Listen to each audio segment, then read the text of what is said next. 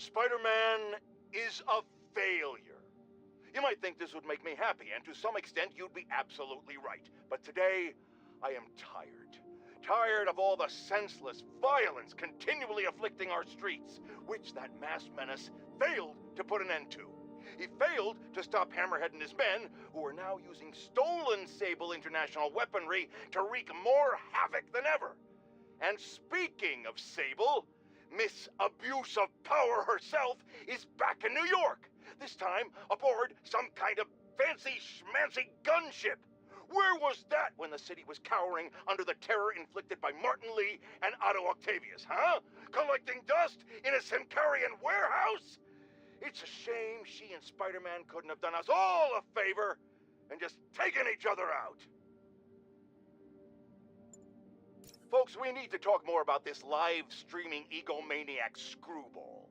It's bad enough her show features and glorifies that narcissistic webhead Spider-Man, but her shows, if you can even call them that, are putting hard-working New Yorkers in harm's way just so she can gain followers, whatever that means. Can't you see her ridiculous stunts are nothing more than a desperate ploy for attention? Come on, folks, you're smarter than that. By watching her shows, you're literally hurting yourselves. So, you ask, what should we do instead, Jonah? Here's an idea.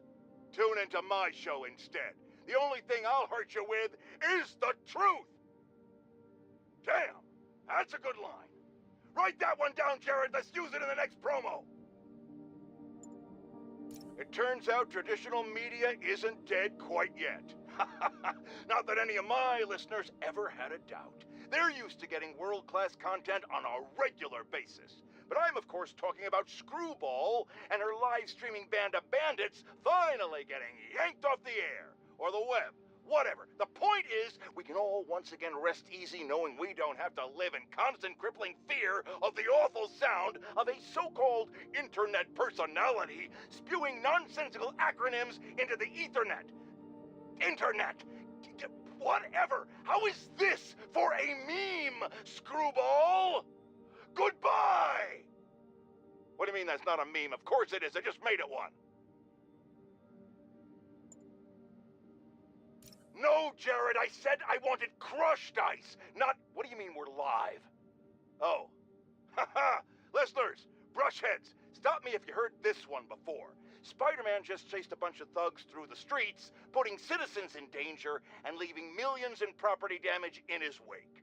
And this time, he had a little help from a certain silver-haired vigilante who turned the financial district into her own personal shooting gallery with a flying death machine. But that's not the worst of it, folks. Oh no. What could be worse, you ask? The traffic, the gridlock. It was so bad that yours truly missed a very important dental appointment.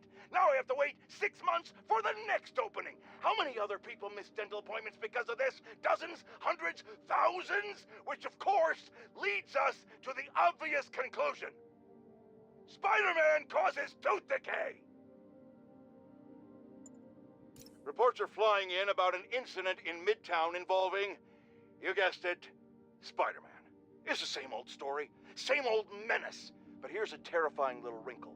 My sources tell me that the Maggia crime boss Hammerhead has now gone, and I quote, full cyborg. First we have robotic octopuses, and now a mech'd up Maggia? Whatever happened to the good old days when criminals would just put on a dime store mask, stick their finger in their pocket, and try to rob a bank? Oh right, Spider-Man happened! This is it, folks. This is the big one. I finally have proof. For years, I have asked my dear listeners to send in photographic evidence to prove once and for all that Spider-Man is directly linked to the very criminals who plague our city. And finally, one brave anonymous caller has delivered the goods. We have clear photos of Spider-Man standing in the immediate vicinity of caches of humanitarian aid. Aid that was intended for Simkaria. And our heroic caller assures me that these very humanitarian caches are being sold on the black market. If I've learned one thing in my years as a world-renowned reporter, it's this. Photos don't lie. Spider-Man has been caught red-handed. No pun intended, puns are for wimps. So what do we do about it, you ask? We wait. We wait for the police to finally wake up and arrest this mass lunatic. At long last, this city is going to finally see that Jameson has been right about Spider-Man this entire time. Not only is he a thief, he's actually stealing vital food and medicine from innocent civilians who are trapped in a war zone. Women and children struggling to survive, hiding each day from a hail of mortars and bullets. Meanwhile, Spider-Man is stealing the very aid that might keep them alive. This is a new low, people. Even I could never have suspected Spider-Man of something this despicable. All we can do now as a city is to sit back and quietly reflect on just how right J. Jonah Jameson really was. Yet again. Today is a fine day in New York City. At long last, Hammerhead has been taken down for good, cyborg parts and all. I will even give Spider-Man and Silver Sable an ounce of credit. They did, after all, land the final blow. However, while the mainstream media trips over itself to heap lavish praise on these vigilantes, allow me to give you a dose of facts.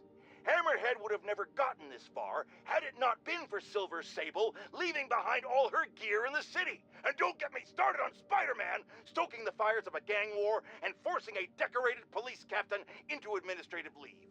So sure, they cleaned up the mess, but they were also the ones that made it.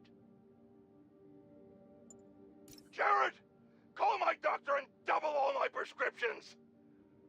I'm in the red here, folks. Eyewitnesses have confirmed that there is no longer just one Spider-Man, but two of them. I mean, one is bad enough, but I'm having a hard time dealing with the idea of multiple menaces swinging through our beautiful city. It's just... Jared, I might be having a heart attack. I need to lie down, folks. No, don't call an ambulance. It's too expensive. Call